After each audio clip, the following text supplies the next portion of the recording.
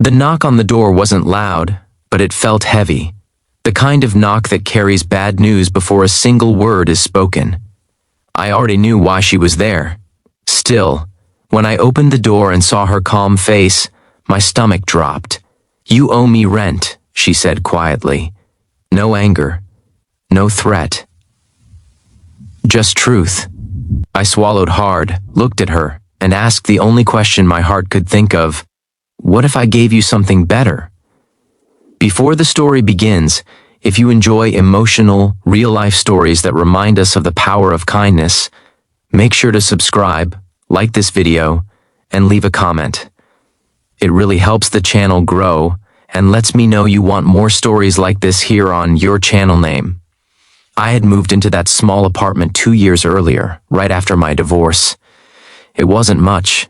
Thin walls, old carpet, and a heater that sounded like it might give up any day. But it was cheap, quiet, and it felt safe. After everything I'd been through, that mattered more than anything. My landlord, Mrs. Evelyn Carter, lived downstairs. She was in her late 60s, always neatly dressed, always polite.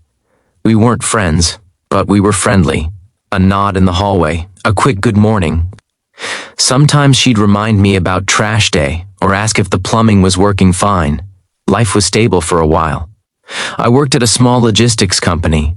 The pay wasn't great, but it covered the basics: rent, groceries, gas. Then one Friday afternoon, my manager called me into his office and closed the door. They were downsizing. My position was eliminated, just like that. I told myself I'd be fine.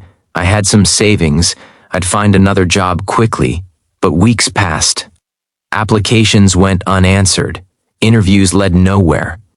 My savings shrank faster than I expected, and stress became my constant companion. By the time rent was due, I was already short. I avoided Mrs. Carter for days. I hated that feeling, like I was doing something wrong just by existing in her building. On the 5th day past due, came the knock. That's when she said it. Calm, clear. "You owe me rent." I explained everything. The job loss, the interviews, the promises I'd made to myself that things would turn around. I expected frustration, maybe even a warning notice. Instead, she listened, really listened. She didn't interrupt, she didn't sigh, she just nodded slowly. When I finished, there was a long pause. That silence felt worse than yelling. "I understand," she said finally, "but I still need the rent." I nodded, my throat was tight. That's when the words slipped out before I could stop them. "What if I gave you something better?" She raised an eyebrow, not amused, not curious, just cautious. "I don't need favors," she said. "I need rent." "I know," I replied, "and I'm not asking you to forget it. Just give me a little time, and let me earn it differently, at least for now." She crossed her arms. "How?" I took a breath. "I'll help you. Anything you need. Yard work, cleaning, repairs, grocery runs, appointments. I'll treat it like a job. You won't lose anything." She studied my face for a long moment. I could tell she was deciding whether I was desperate or dishonest. Finally, she said, 1 month. We try it for 1 month. Relief washed over me so hard I almost cried right there.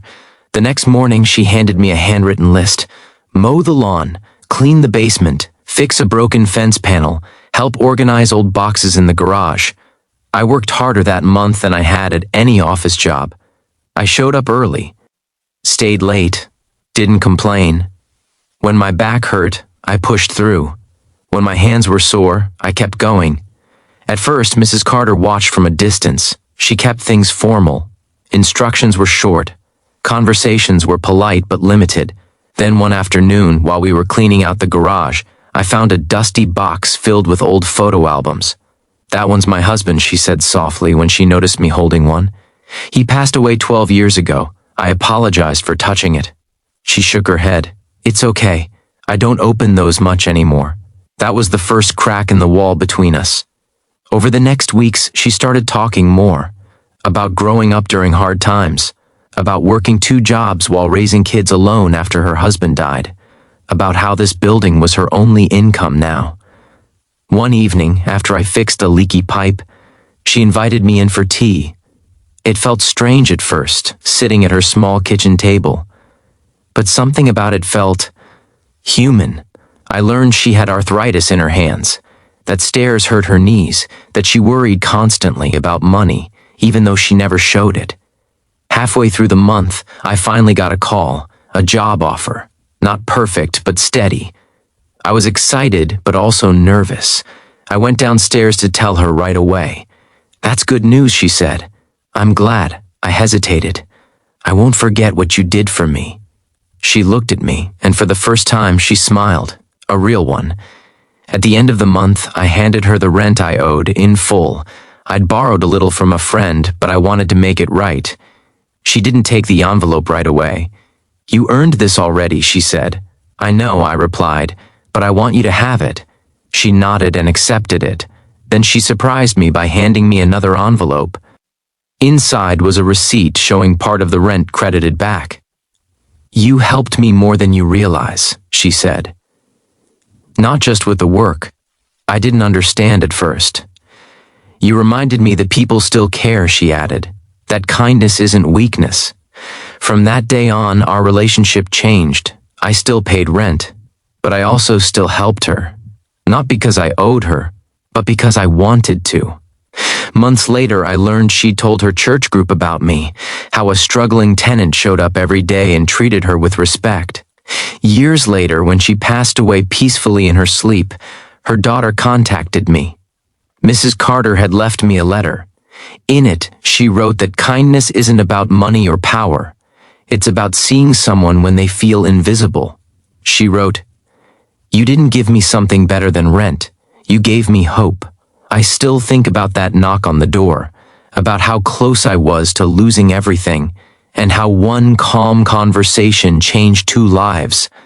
Sometimes kindness doesn't look dramatic. Sometimes it looks like listening, giving someone a chance, meeting fear with compassion instead of judgment.